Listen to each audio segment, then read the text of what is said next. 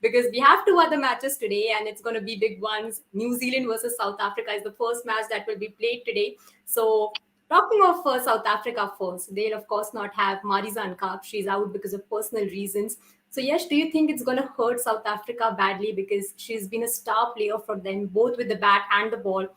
Is a different form altogether. She was in a different form altogether recently. But in her absence now, who do you think is that one player for South Africa who should step up, and who do you think is going to dominate the proceedings for South Africa? I'm not sure if there is going to be anyone who's going to dominate the proceedings for South Africa, because if you see the South African team, they're kind of half to their full strength. There is no Tanewa Nikak who bats and bowls. There is no Marizan Kaap who bats and bowls. Lizelli has retired. You don't have Tumi Sekikune. This like it just looks like, oh, okay, this is a half-baked South Africa side. You basically don't have your best players who could have caused a lot of upsets. When South Africa went for the World Cup, we didn't know beforehand that Danewa Nikak was not going to play, but had she played, that would have been a full-fledged South African side, and everybody was predicting that, okay, South Africa can win this World Cup. Come to this Commonwealth, it's just 3 months. Come to this Commonwealth, and people are not even putting South Africa in that semi-finals thing, Yeah. because that's how weak the team is at the moment. And of course, Marizan Kaap, whatever you said and done, the last 2 years, 2.5 years, she's been in the form of her life, both with the bat and the ball. She's had her medical reasons, but at the same time, that has not stopped her from doing what she does the best on the field. Uh, if I have to predict someone who can do a Marizan Kaap role, it has to be Nadine de Klerk. She can do both with the ball. She can bat, but it all depends on how South Africa are going to use her, and what is going to be that lineup of South Africa. Sunil has told that no, we're not going to push Laura Woolford at the top, but I think so. With desperate times should come desperate measures. She should bat at the top of the order. Yeah. We've seen that they don't have the best of openers. So you should push in Laura Woolbart or someone, because you already have Chloe Tryon who can finish off the innings. You have Mignon Dupree, you have Sunil 3, 4, 5, 6, whatever. But at the same time, you don't have your best two openers. So why not push Laura Woolbart to the top? I know she's practiced a lot at that 4-5 position, but these are desperate times at the moment. A lot of Yeah, questions to be solved there for South Africa. Yeah, Mohit, yeah, please. Yeah, I just want to chime in very quickly on that because I like fully endorse what Yash said, and people like talking about this earlier as well amongst us that like it's bizarre how Laura Woolford is batting at number 4 in this batting lineup. And the point that Yash makes is very true that this is a big tournament. Like if you want to groom youngsters, that's a great idea and it's very good, but do it after this tournament because if Laura Woolford is always walking out at 10 for 2 or 20 for 2, that just puts undue pressure on her. Like we saw in the England T20 Is as well, that there were a couple of matches where she wasn't even able to take any risks. Like all she was doing was pushing the ball into the gaps and taking the singles, which a lot of players can't do. Credit to her that she's good enough to do that. But South Africa are not getting the best out of her. It's one thing to bat her at 4 when you have Dane van Niekerk, Lizelli, and Marizan Kaap in your top 3 or 4. And it's another thing to bat her at number 4 when there are youngsters like Lara Goodall, Aneka Bosch, and whoever bats at 3.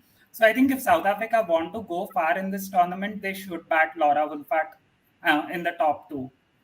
Certainly, there shouldn't be any two thoughts about it, of course. At least we think so. But as we are mentioning about those big names from South Africa and how the team is dependent on them, but of course, we know that Dani Van Kirk is missing from the side since the ODI World Cup. She's recovering from her injury as well there. But what are your views on Sunili's captaincy, Yash? The way you've seen her carry the team since the World Cup to now? She looks like a very strong captain, is what I can say. She hasn't had the best of players, hasn't had the best of resources. She's just trying to do everything on her own. That, oh, okay, this player is not doing, okay, still I have to do it. This is not happening. This injury, this retirement, this. So there have been multiple issues that she's facing, including her own hand injury, but she cannot even sit out of that 11 because she doesn't have someone else who can do what she does. So it's just that it looks like she's just trying to do whatever is given to her. But imagine if she is the full-time captain, imagine you have all these resources. I think so she can just utilize it better. Fair point. Let's see how South Africa goes forward with this now. But speaking of New Zealand, they haven't played international cricket since the ODI World Cup. So, Mohit, how do you see the team shaping up for this big mega event, and who are the players we should watch out for from the New Zealand setup? Yeah, they've not played international cricket since the ODI World Cup, but they just played three warm-up matches against England. And in the last match, they won by 9 wickets while chasing down a high score. And I think that is what New Zealand will aim to do in this tournament, because their top three is as good as any other teams. We spoke about this during the ODI World Cup as well.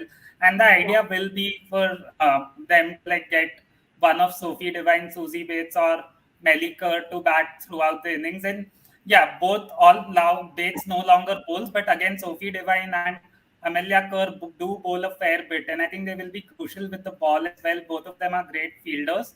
But like this is a great opportunity for the youngsters in the New Zealand team to make their mark, be it Eden Carson, Izzy Gaze, Jess McFadden, or even somebody like Maddie Green, who's been around for a long time but hasn't always been relied on as much as she's capable of, because she again is one of the best fielders in world cricket. She's a very versatile batter. She can bat anywhere in the top six.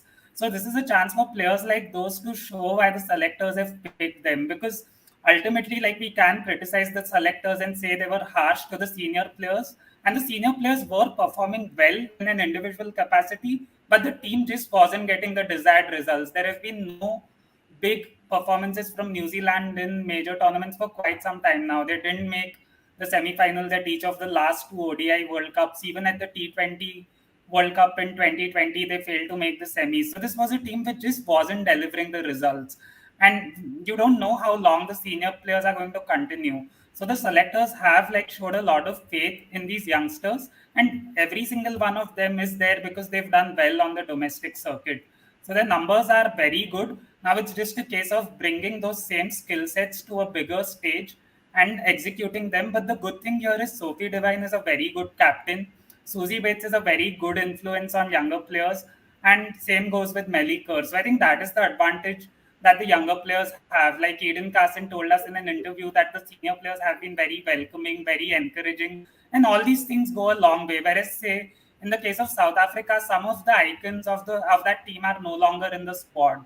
Somebody like Mignon Dupree has come back, but she herself is going through a very bad patch of form. So for her, the priority might be to like find her batting form. So I think that probably gives New Zealand a slight edge in this match, because I feel all their players are in a much better frame of mind mentally, and their youngsters have like absolutely nothing to lose. So, as you said that South Africa slightly has an edge there. So, are you predicting South Africa to win this contest, Mohit? No, I mean New Zealand has an edge here because like they have Sorry, nothing to my bad. lose. Yeah, New Yeah. Zealand. Yeah. I definitely think New Zealand are the favorites for me, just because, like Yash said, like this is the team which is having a very tough time physically, mentally. There are a lot of injuries. The players are struggling. There's probably a lack of leadership. Ultimately, Sunelise is still a very young player. You have to empathize with her. She's doing her best, like Yash said, but there's just too much that has been put on a plate, and there's probably not enough support. So just Right. because of like the kind of senior players New Zealand have, as well as the promise that the youngsters have, I think they do start as the favorites.